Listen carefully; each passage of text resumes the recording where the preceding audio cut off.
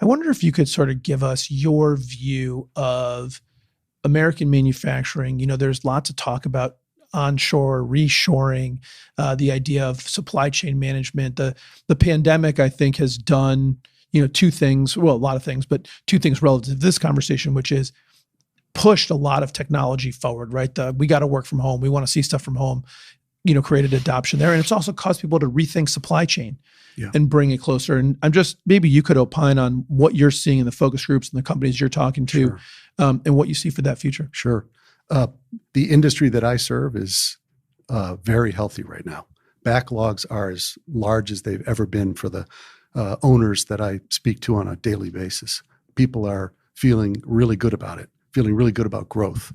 And I think that signal and other world forces is causing this, is driving this reshoring. And I think I'm probably going to go out on a limb a little bit here, but reshoring of our manufacturing, and to me, the equation goes like this. Reshoring of our manufacturing is about protecting intellectual property.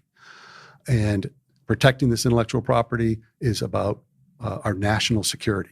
It's an imperative. It's not an option. We know, again, watch the news outlets. We know there are bad actors out there. And so what we need to act, every single person has a responsibility to act to protect the intellectual property that this country produces. There are a lot of people that want what we have.